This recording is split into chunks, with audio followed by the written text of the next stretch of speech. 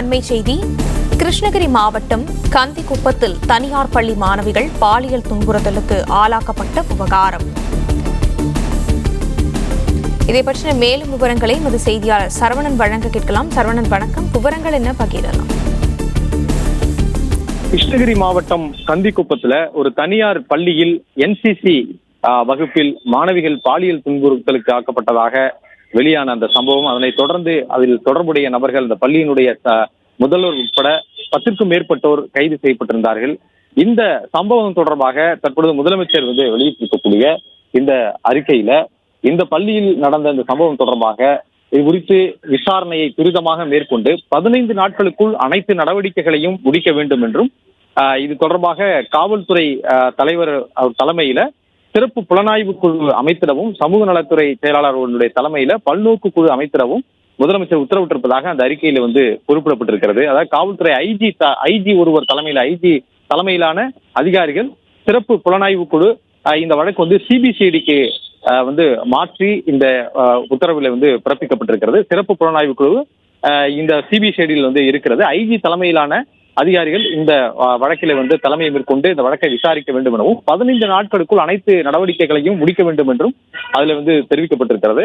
அது மட்டுமல்லாமல் சமூக நலத்துறை செயலாளர்களுடைய தலைமையிலும் பல்நோக்கு குழு ஒன்று அமைத்திடவும், இதற்கு காரணம் என்ன, இதுபோன்று பிற பள்ளிகளிலும் இதுபோன்று போலியாக என்சிசி முகாம்கள் இயங்குகிறதா, இதுபோன்று நடக்காமல் இருப்பதற்கு அடுத்த கட்டமாக நடவடிக்கைகள் என்னென்ன மேற்கொள்ள வேண்டும் என்பது குறித்தெல்லாம் இது குறித்து விசாரிப்பதற்கு இந்த சமூக நலத்துறை செயலாளர் தலைமையில ஒரு பல்நோக்கு குழு ஒன்று அமைக்கப்பட்டிருப்பதாக தெரிவிக்கப்பட்டிருக்கிறது. விரிவாக வெளியிடப்பட்டிருக்கக்கூடிய அந்த அறிக்கையில இந்த தனியார் பள்ளியில் என்சிசி திட்டத்திற்கு மாணவர்களை தயார்படுத்துவதற்கான முகாம் பள்ளி நிர்வாகத்தால் அந்த பள்ளியில் நடத்தப்பட்டது எனவும், இந்த முகாமில் போலியான பயிற்சியாளர்கள் கலந்து கொண்டு அங்க பயிலும் பள்ளி மாணவிகள் சிலரை பாலியல் துன்புறுத்தலுக்கு உள்ளாக்கி இருக்கிறார்கள் என்று அறிக்கையிலே குறிப்பிடப்பட்டிருக்கிறது.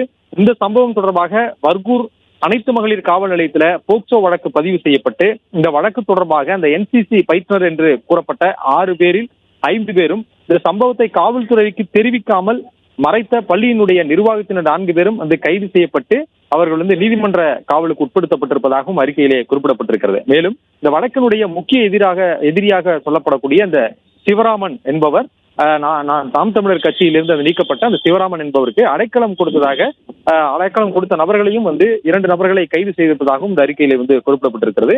மேலும் இந்த போலியான என்சிசி பயிற்றுனர்கள் இது போன்று மேலும் சில பள்ளிகளிலும் கல்லூரிகளிலும் இத்தகைய பயிற்சி வகுப்புகளை மேற்கொண்டதாக தெரிய வந்திருப்பதாகவும் அதில் குறிப்பிடப்பட்டிருக்கிறது. இது குறித்தும் விரிவான விசாரணை நடத்தி 15 நாட்களுக்குள் இந்த முழுமையான அறிக்கையை கொடுக்க வேண்டும் என்று தெரிவிக்கப்பட்டிருக்கிறது. மேலும் வழக்கின் விசாரணையை விரைந்து முடித்து 60 நாட்களுக்குள் குற்றப்பத்திரிகை தாக்கல் செய்யவும் உத்தரவிடப்பட்டிருப்பதாகவும் முதலமைச்சர் வெளியிட்டிருக்கக்கூடிய அந்த அறிக்கையில தெரிவிக்கப்பட்டுள்ளது.